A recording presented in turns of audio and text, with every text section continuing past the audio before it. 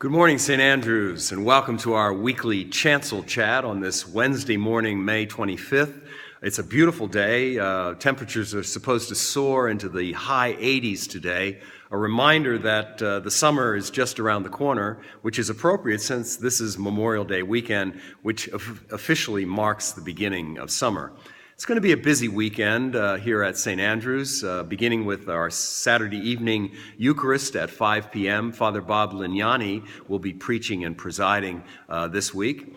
And then on Sunday morning, our 8 o'clock service, and then at 10 o'clock, we'll be celebrating the sacrament of Holy Baptism for two beautiful little girls, Isabel Grace Gorley, who's the daughter of Ted and Michelle Gorley, and Caitlin Jane Miller, who's the granddaughter of Deacon Joe Sweeney, and Christine, the daughter of Christine Scott and David Miller. So these are, it's always exciting to welcome into the fellowship of Christ Church through the sacrament of baptism young children. So something to look forward to this Sunday morning.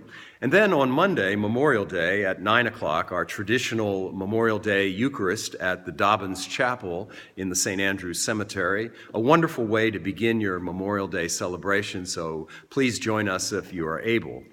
Looking ahead to some events coming up, on Friday evening, June 3rd, St. Andrews will be hosting a concert by the Rancocas Valley Singers.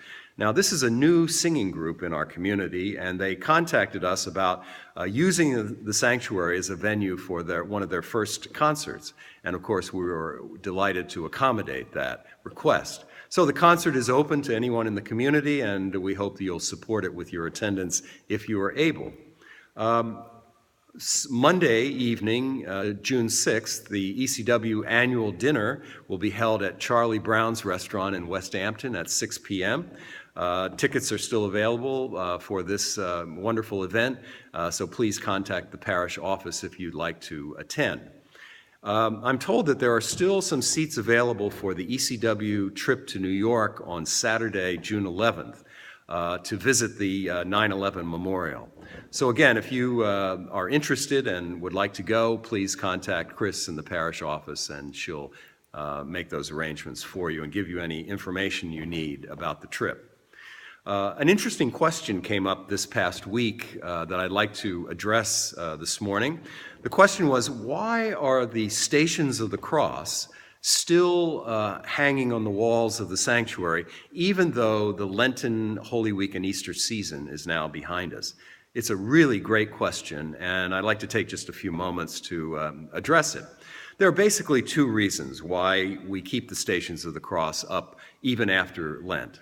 The first is that the stations are a powerful, visible word which reminds us of the mystery of God's love for us.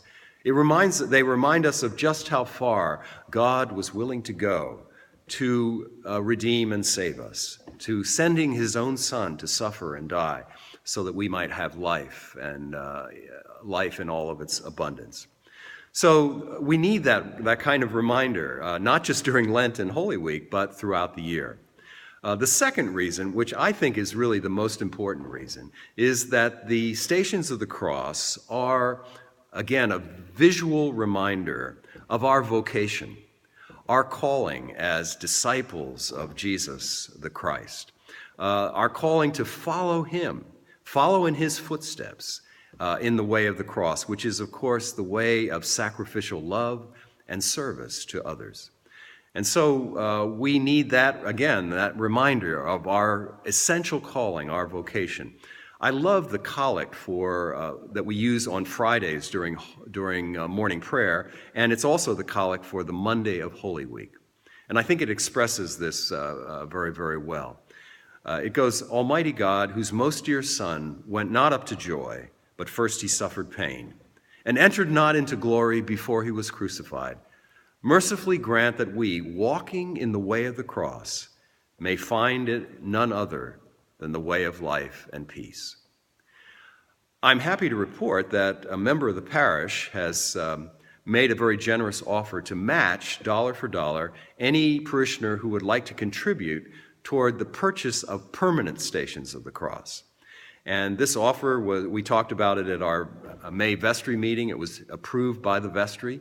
And so we're now accepting contributions, if you'd like to contribute, to purchasing permanent Stations of the Cross for the sanctuary.